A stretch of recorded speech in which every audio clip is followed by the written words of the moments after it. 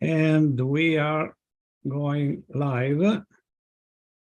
Okay, we are live now. Years, you know, the we've been SpaceX doing a lot YouTube of testing feed is leading up to alive this big too. one. Once fully developed, it will be the world's most powerful launch vehicle with twice the thrust of Saturn V rocket and the ability to carry up to 150 metric tons to orbit. For reference, a 1 liter bottle of water you got it, huh? So excellent. What we are seeing is the space is basically 150,000 1 liter bottles of water, or as I like to think of it, one rather lonely blue whale. Oh, it's frozen. Now, today's test will be the first of many as we work. Okay. So we don't have other audio in the background now. I think we can, but Bernard, you are mute now.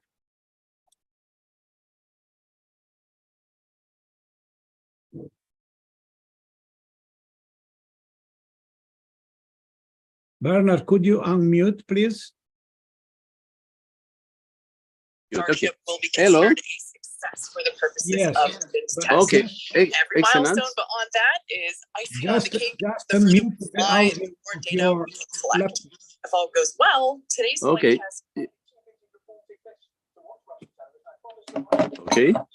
Okay, great. So, what are we doing here? We are waiting for the launch of the first orbital flight of Starship by SpaceX.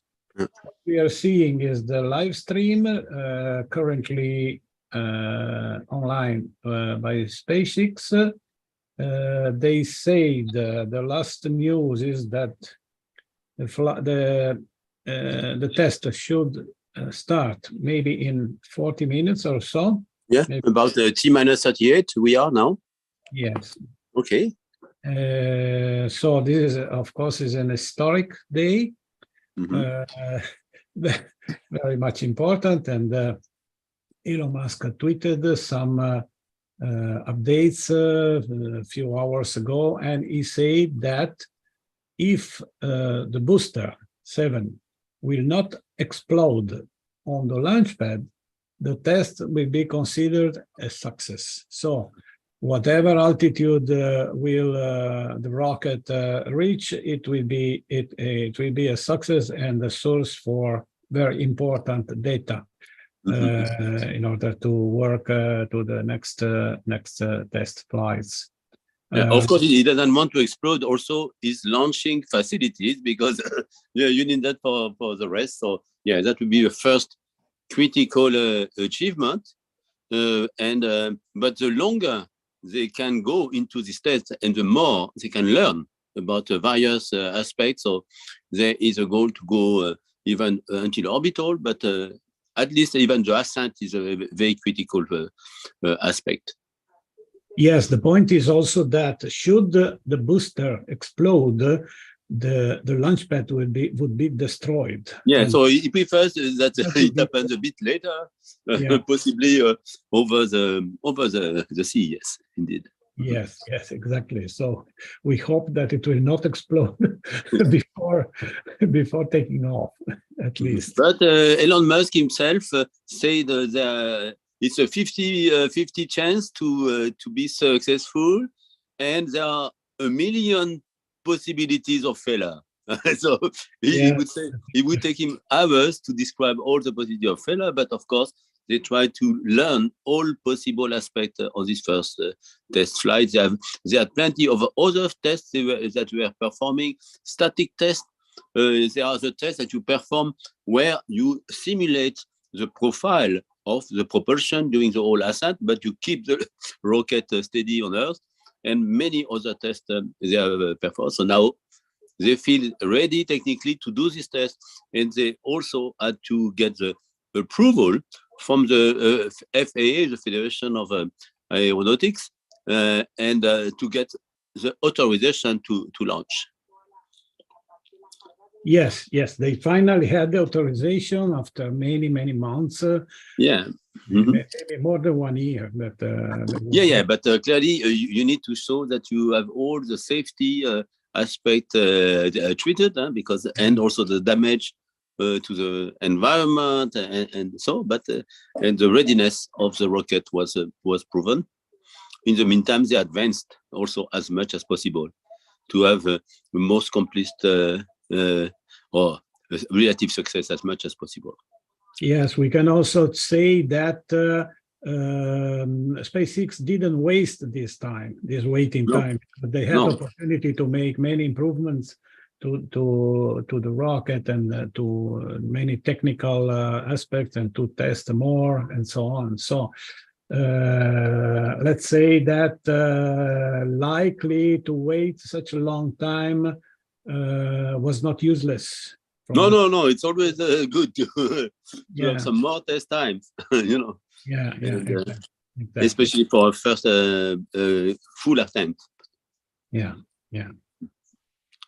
But of course, this is we are all hooked on our screen on the news because it is of historical significance. Even just this first test, this rocket is the biggest ever.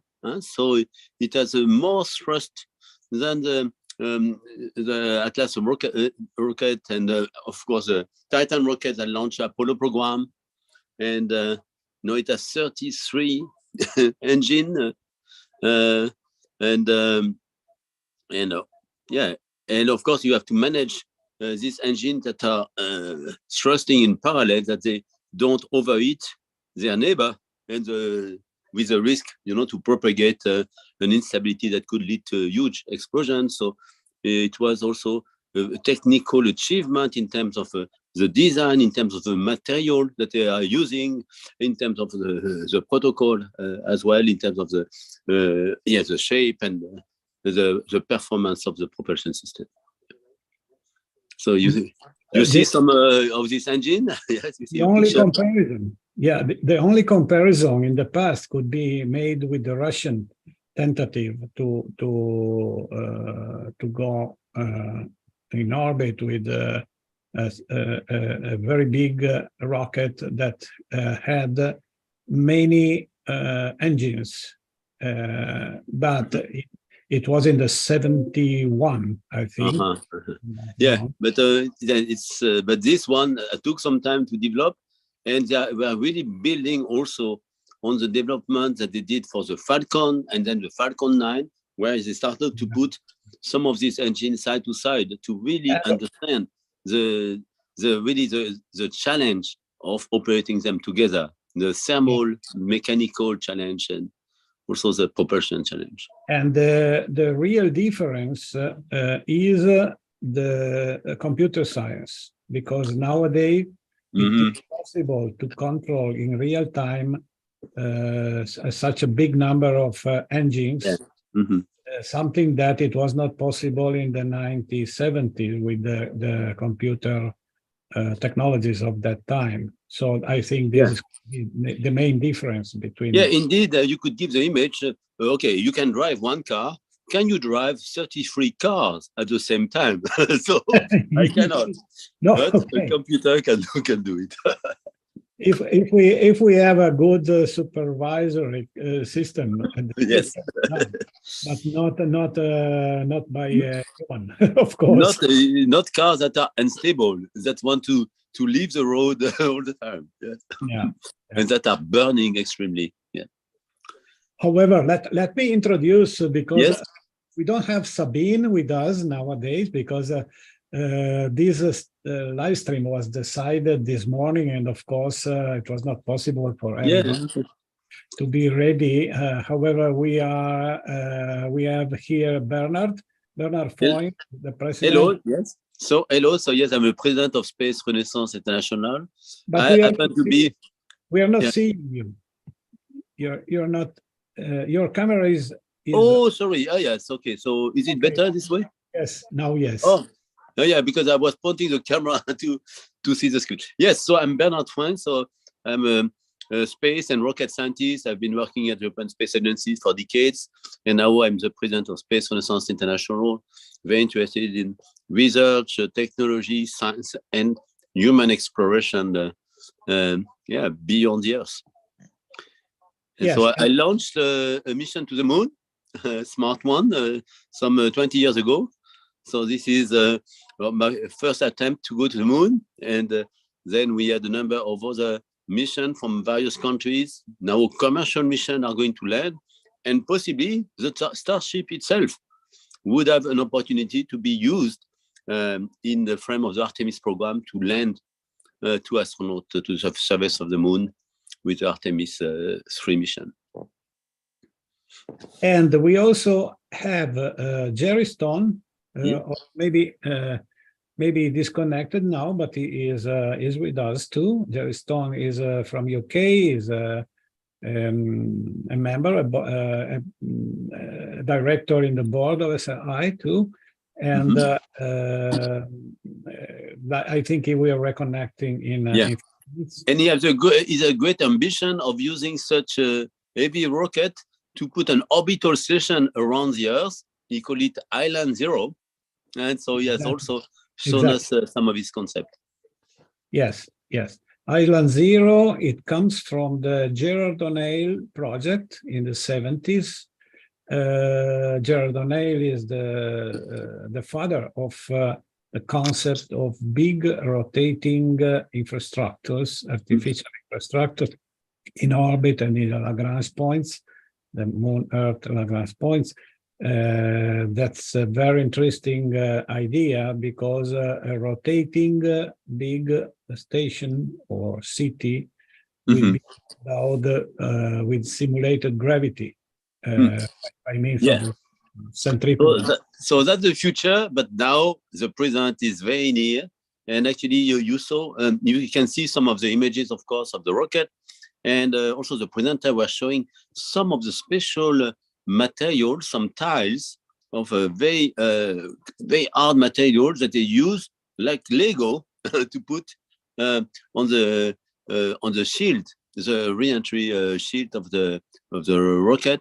And so it's also a very strong thermo-mechanical challenge to build this rocket, not only from the propulsion, but also the outside, because it is going also later to re-enter the atmosphere of the Earth at very high speed, of the order of 8 kilometers per second. Yes, this test is not foreseen to the rocket to re-enter. Rockets. Yeah. It's not planned to land softly, but it will just go back into the ocean. Yeah. And the Starship, the Starship itself will splash in the ocean near in the Pacific Ocean near Hawaii. Yeah, possibly near Hawaii. Yeah, some 70 miles near Kauai Island. Actually, I was there just 1 month ago in the big island of Hawaii, where we are testing a moon base, living in a moon base. So we are also preparing on the ground what we will do after we can be bring cargo and humans to the moon with the Starship, for instance. Yeah. And Elon Musk say that it would have been possible to make the booster to land, but they had to mount some let me say some navigation system, and I think now they are focusing on getting it up safely. And that was, I said, not practical for this. I mean, they focus, and also, when you do a program like this with technology validation, you need to put a lot of equipment, sensors, and so on, just to measure things. Also in a worse situation, and because of that, you cannot bring so much payload. But later, after you learn, it's like the prototype of Formula One cars. At the beginning, you put a lot of gadgets around to demonstrate them. But after, they will have more capacity to put other additional systems. Okay, now we are seeing a rendering of the profile, so the separation, so from the stage, the booster.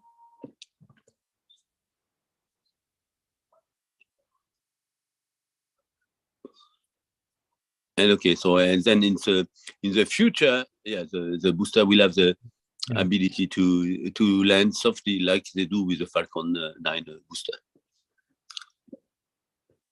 Well, it is different from Falcon 9 because Falcon 9 is going to the ground, while the booster will be received by the chopsticks. Yes, that's true. Yeah. So I think that there is a difference, but they are using similar control system for the retro rocket that are on the booster. But you need more accuracy to catch something with the chopstick. Okay, the count is going on, and yes, 23 minutes to the launch. Okay. Great. Let's see what happens. Crossing fingers. Yes. Oh, yeah.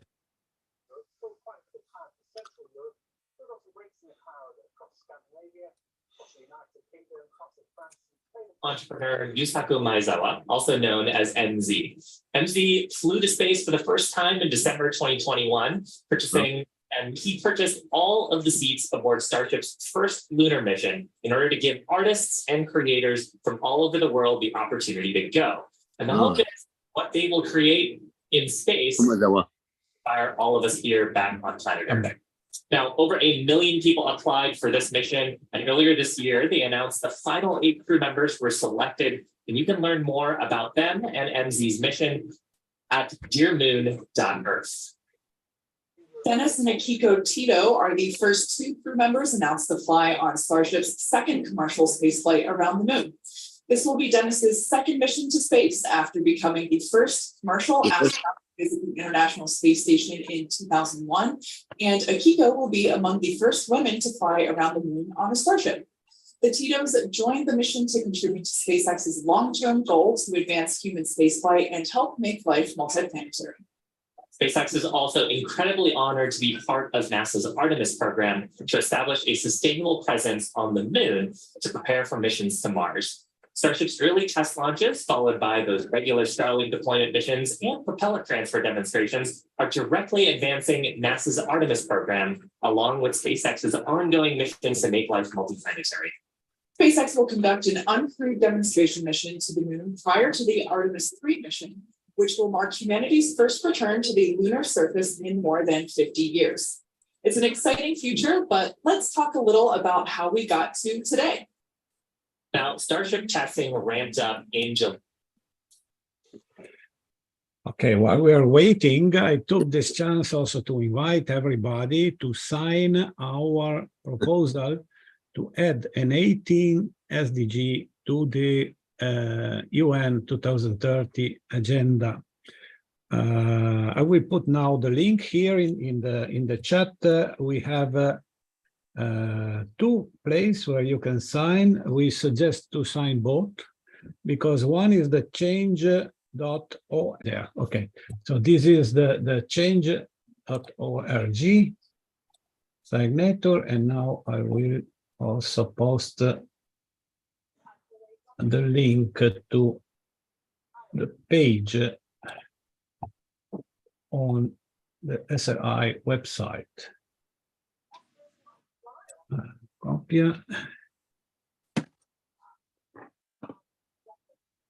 Okay, that's it. And another recommendation, please subscribe to the channel, to the YouTube channel of Space Renaissance, because this is very important. The higher number of subscribers we have, the bigger will be our visibility, because you know how this platform works. The more subscribers you have, the more they propose you around. They spread the information and so on. So to subscribe to the channel is free. Everybody can do it. It's just to 1 click. So please do it. We have now 540. I think, yes, 540 or something like that. subscribed people. Oh, 544. So our target is to have 1,000 and more, of course. So please subscribe. Last advertisement for Space Renaissance. You are very, very welcome to subscribe as a member, to join as a member of Space Renaissance.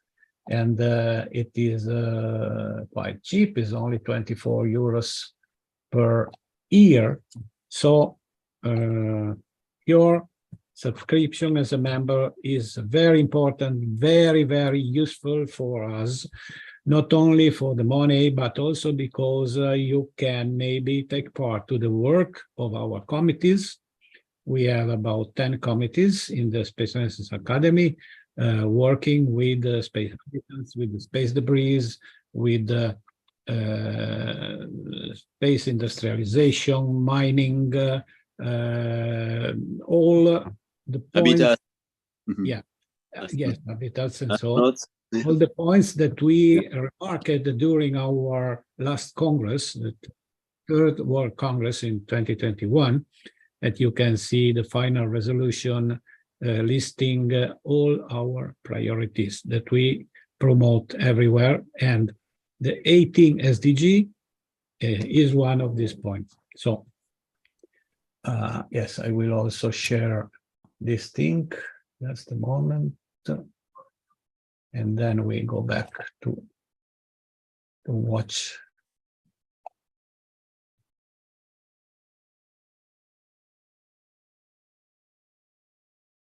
Here we are. Okay. Oh, I see that our live stream, of course, was diverted. It seemed that No, because I was seeing other things in the. Yeah, there might have some news of anomalies with the propellant loading. So, but at the moment, okay, they will continue until T-9. Okay. Oh, I see that our live stream, of course, is. I'm sorry. We have a news. Yeah, No, because I was seeing other things. Yeah. Okay. I'm following in parallel the SpaceX channel. Yeah. I have to take again the right channel. Just a moment. Stop sharing right now, and I will look again for the correct live stream.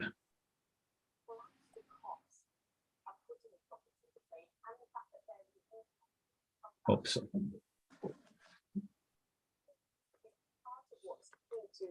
Being able to get people as well. Exactly, that's been in SpaceX's DNA from the beginning. They have wanted to bring people, science, all kinds of things out to Mars, but to do that, we do somehow. And so they have reusable rockets. Starship is going to be made as a mostly reusable system as well. And the hope is that we are not building things over again. It's going to be a lot cheaper. And so that's part of why I agree. This is so exciting. So it is very exciting. We do hope this takes on. Really wanted it to happen because of that show. But we also have to sort of predicate this with the fact that Elon Musk himself in recent weeks has said that there's a 50% chance that this rocket explodes, and actually just taking off is will be a great thing. And so can you give us some context on that too for audiences that are going to be watching this? And I think terrified if we do see some fireworks when this takes off. Well, the good news is there's nobody on board, and that SpaceX is a very Bernard, could you copy and paste me in the chat the correct link, because I don't find it anymore. Oh, really? Okay. Oh, really? So the important thing to think about is just like when you're You just SpaceX YouTube. Okay, let's see. So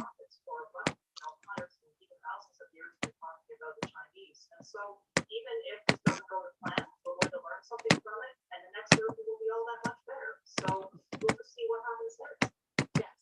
Keep calm and carry on. Don't panic if you see some fireworks, and take some of other cases. So let's see. Maybe back with it if it does launch in this hour. For now, thank you so much. Yes. Great to have you on. Thank you. Hello, Bernard. Hello, Adriano and Thomas. Hi. Hello. Hi, Okay, Jim. so Hi. Hi, Thomas. also you have a launch I'm close to home. in an analog mission. Yeah, we are in an analog mission with participants, Okay. Vanessa and Laura from Mexico.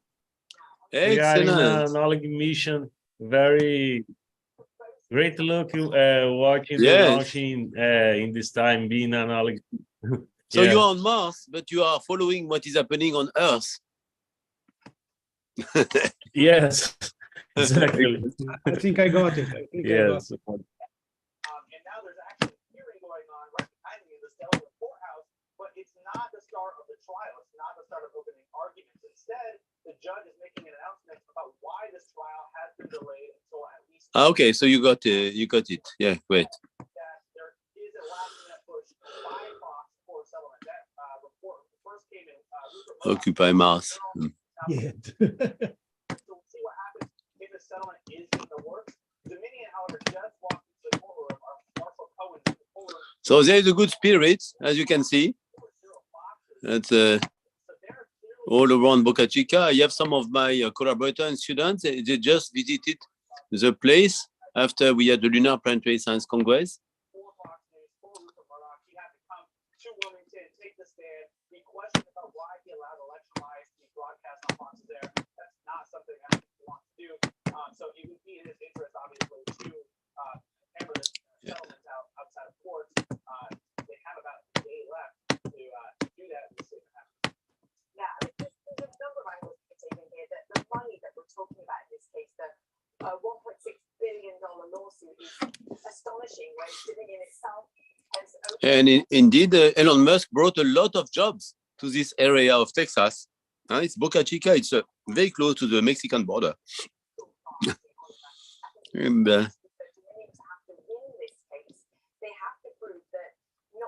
but also they are looking to compensate some of the efforts, take the effort with some environmental, effort in the area. Yeah, I've been to Boca Chica twice. It's one of Excellent. the poorest areas. This is Tom. Do you hear? Yes, hello, Tom. Please, yeah. Yeah, I've been to Boca Chica twice. It's one of the poorest regions in Texas down there along the border. Yeah. So these jobs are a big help. In the area there is not, it's, it was wiped out in a hurricane about 30 years ago. And then again in the 60s and back in the 30s, it's changed a lot. There used to be a big resort there during the 20s and 30s, and that was wiped off the map. There's nothing there now, but maybe a foundation if you know where to look, because it's right on the coast, it's shifting sand dunes. So whenever a hurricane hits it dead on, the whole terrain changes. Mm-hmm. Yeah, exactly. So we are 10 minutes to launch. Oh, okay, so that's exciting. And so they are the viewers are about 5 miles from the rocket itself. Safe distance still.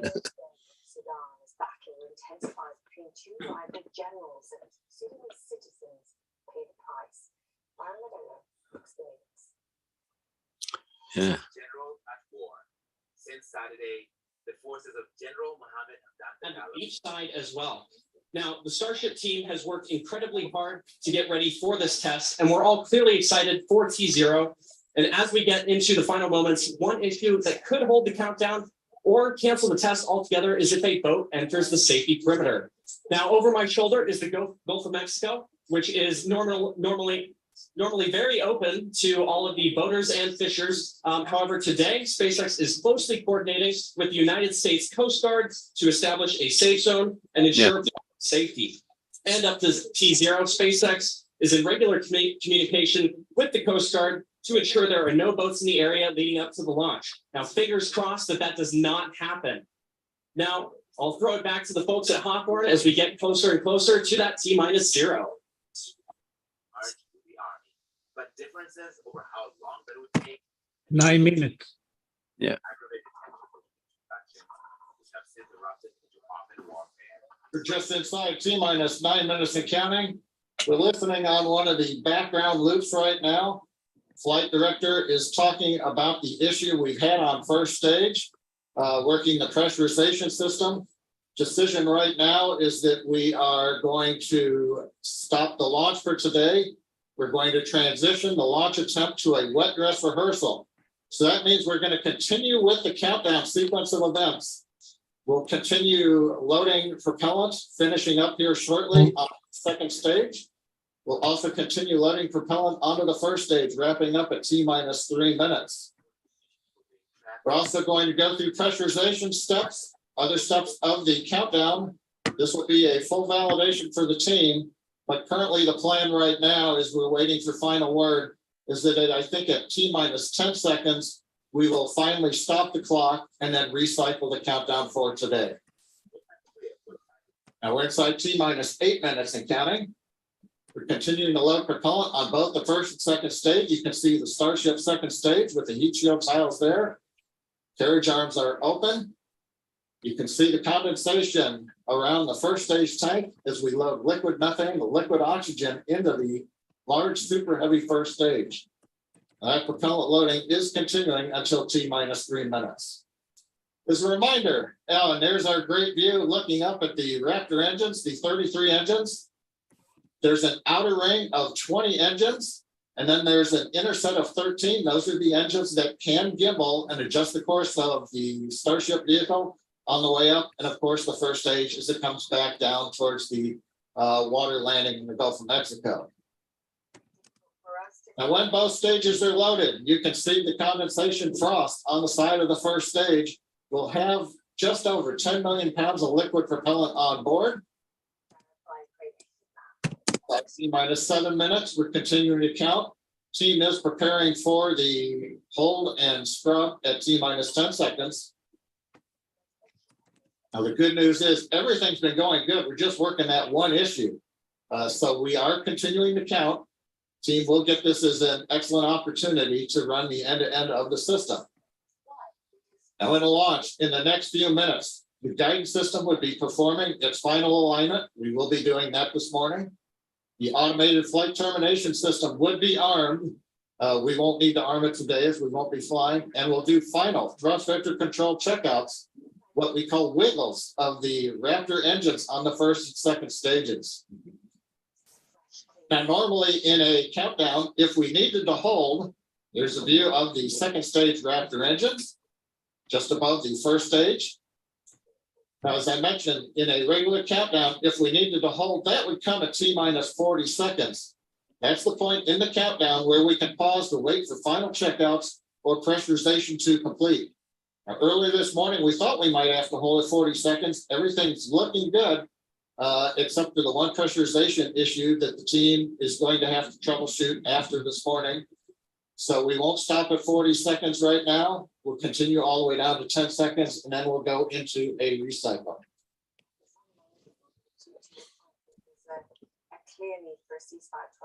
Yeah, so they are using also the opportunity to test all those sequences until ignition that they will not operate because they found some some first stage issue that they have to sort out, but okay, they try to learn as much as possible in the countdown sequence, also in the pre-test of other subsystems. Okay, so a very responsible attitude, of course. Yeah. 4 minutes. Yeah.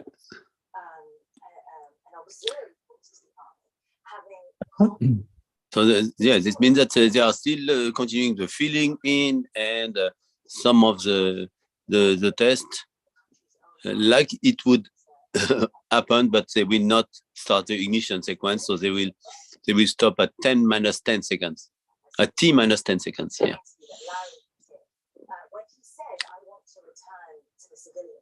Okay, so yeah. And how can you return?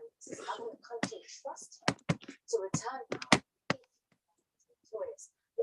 The sticking point is who gets to be the king in that relationship with civilians. But the problem is going to be if So yes, you have some view of the base, the launch pad. Very desolated.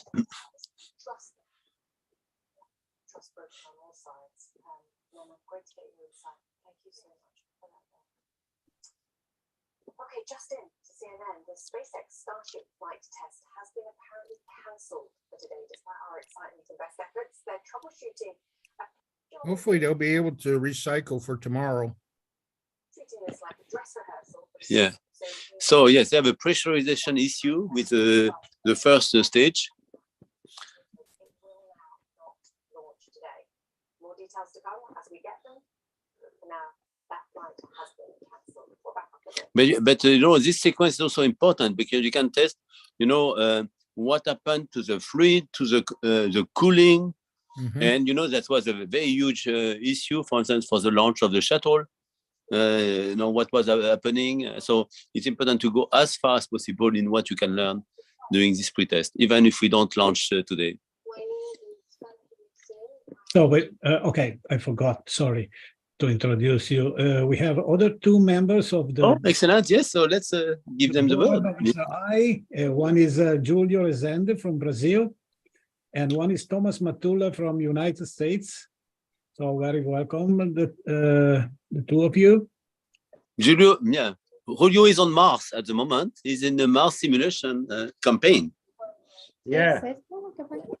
We are with Laura and Vanessa from Mexico in one Latin American mission here. Okay. Yes, I'm very happy to be watching with Space Renaissance initiative and be together, watch this historical moment. We are very happy about. So a lot happening in America today.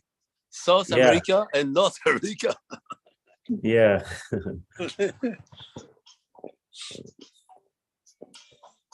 And Thomas Matula is also in our Space Renaissance board, and he has a great knowledge actually on exploration, agriculture as well. So he has a very interesting concept of what we could grow on the moon and Mars.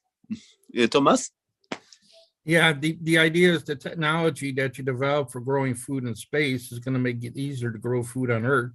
Also, yeah. Take a lot less space, and it's going to make the food insulated from weather changes. It's called control environment agriculture, and there's already companies doing it.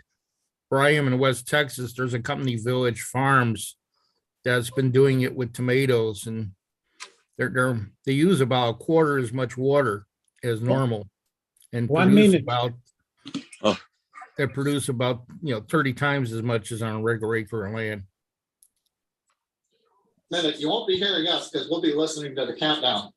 But at T-minus 30 seconds, that's when the flight director would give the final go for launch. Love to have heard that this morning, but it's something to look forward to. Absolutely. The other thing to look at is at T-minus 6 seconds, we begin lighting the engines. Up on your monitor, you can see there, T-minus 40 seconds. We did hit the 40-second hold point, and they are holding for a moment. In the end, they will release that hold. We'll go the last 30 seconds. But yes, when we do get the day of launch, the last thing to look at is in the last 6 seconds, light the Raptor engines in succession. So unlike Falcon 9, we're going to have to do that a little longer. We're hearing right now the clock is going to hold here at T-minus 40 seconds. The Super Heavy and Starship are looking good. So with that, Kate, it's been a fast-paced morning. We got through it fairly quickly, but at this point, we're going to have to call it a morning. Yeah, that's right. So for those of you that have recently just joined us, we unfortunately had a hold on the countdown today, and that is going to scrub our launch attempts. But we are expecting a minimum of 48 hours in order to recycle.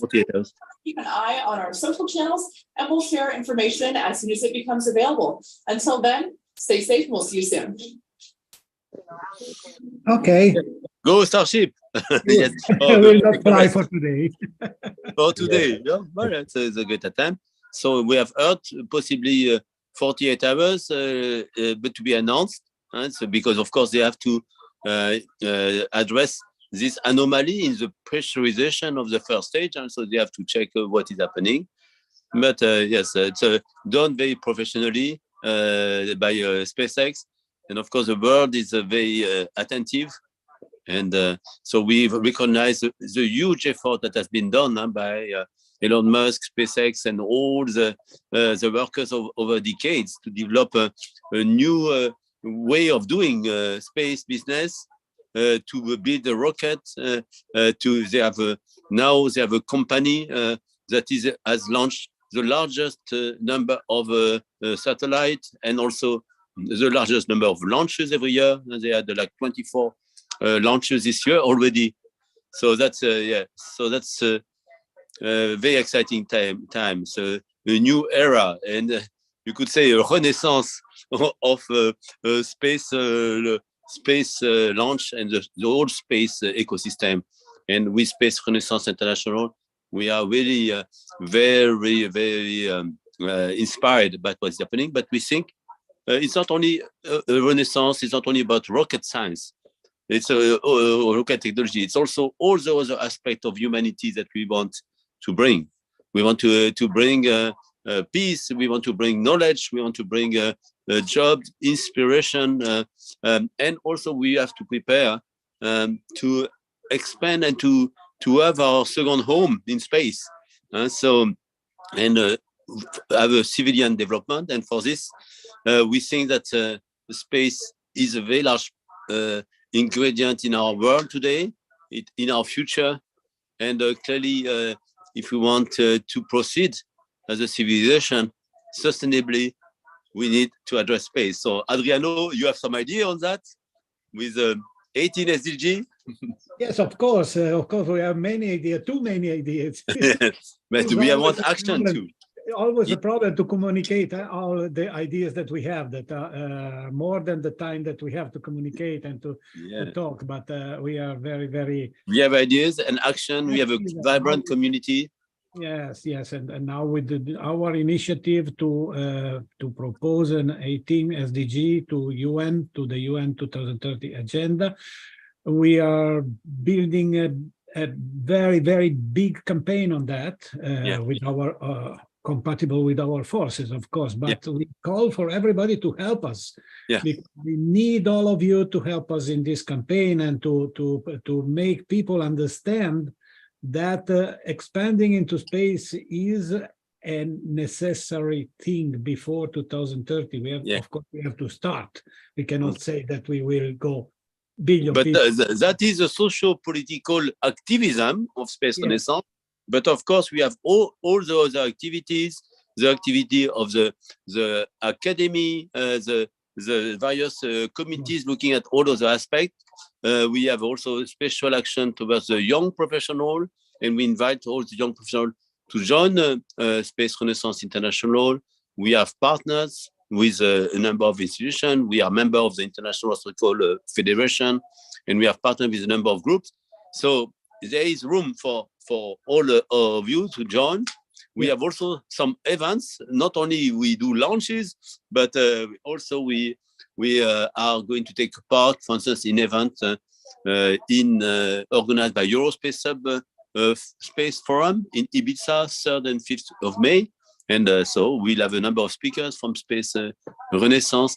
And we plan also a series of other activities. Our colleague from the Moon-Mars base, also in Brazil, from Habitat Marte, they are going to organize a very interesting virtual habitat workshop in November, 9 to 12 November. So a number of activities like that, where you can all join. And not forget that we have tonight. We have a webinar tonight with Now, she will hold a lecture on the space psychology and particularly the space habitat simulation, the psychology in the space habitat simulation, analog training. So on this channel today, in few hours, we will have Celia talking about space psychology. So